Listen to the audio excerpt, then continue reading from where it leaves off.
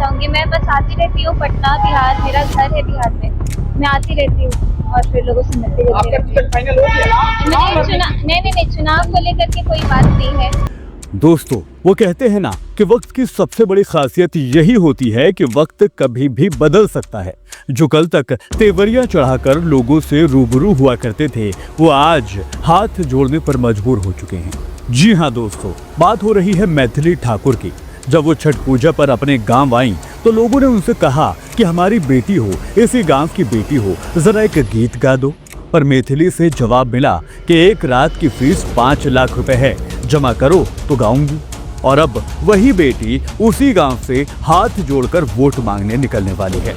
सवाल ये है कि क्या मिथिला की लाडली मैथिली ठाकुर इस बार लोकप्रियता से जीतेगी या अहंकार से हार का सामना करेगी। इस वक्त बिहार विधानसभा चुनाव की सबसे चर्चित सीट बन चुकी है दरभंगा की अलीनगर सीट, जहां बीजेपी ने उतारा है लोक गायिका मैथिली ठाकुर को, वो भी पार्टी में शामिल होने के अगले ही दिन टिकट देकर। एक तरफ तो भाजपा के हजारों पुराने कार्यकर्ता पोस्टर लगाते लगाते, कुर्सियां बिछाते बिछाते थक गए और दूसरी तरफ टिकट हाथ लगा तो मैथिली ठाकुर की।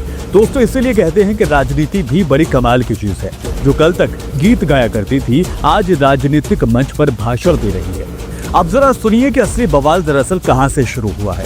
दरभंगा के ही उनके गांव बेनापट्टी में छठ पूजा का प्रोग्राम तय किया गया था। लोगों ने प्यार से मैथिली को बुलाया और कहा कि आप तो हमारी बेटी हो, एक गीत गा दो।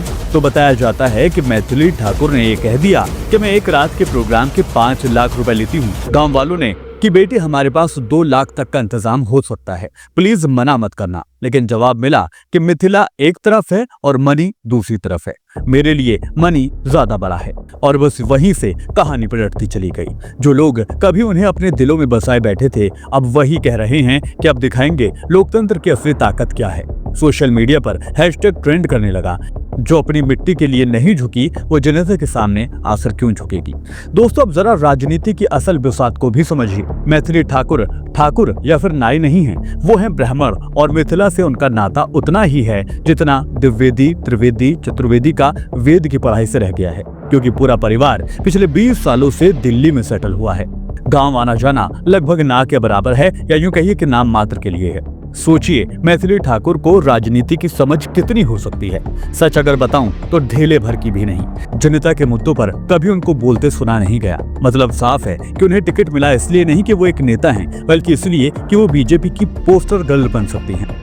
अब देखिए बीजेपी ने उन्हें कहां से उतारा है, दरभंगा की अलीनगर सीट से। ये सीट मुस्लिम यादव समीकरण वाली सीट मानी जाती है। यहाँ से अब तक बीजेपी का खाता तक नहीं खुला है। साल 2008 में डिलिमिटेशन के बाद बनी ये सीट पहले बहेरा सीट हुआ करती थी, जहां आरजेडी के अब्दुल बारी सिद्दीकी 7 बार विधायक रहे।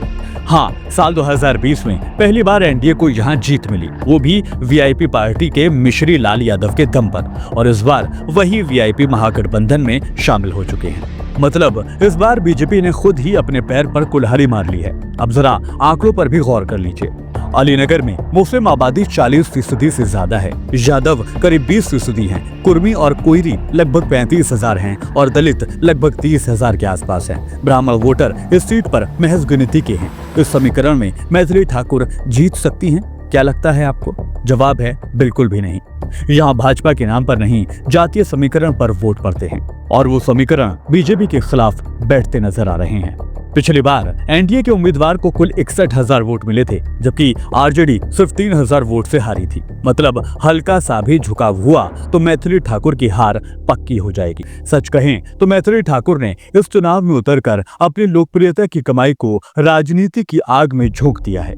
बीजेपी को मैथिली ठाकुर की बेहद जरूरत थी। बीजेपी चाहती है कि उनके नाम से मैथिली में ब्राह्मण वोटों की गोलबंदी की जाए। मतलब वो असल में उम्मीदवार नहीं बल्कि बीजेपी का मोहरा बन गई हैं। देखा जाए तो मैथिली ठाकुर सिर्फ 25 साल की हैं। राजनीति में नया नाम है, लेकिन कलाकार के तौर पर उनका नाम बेहद बड़ा माना जाता है।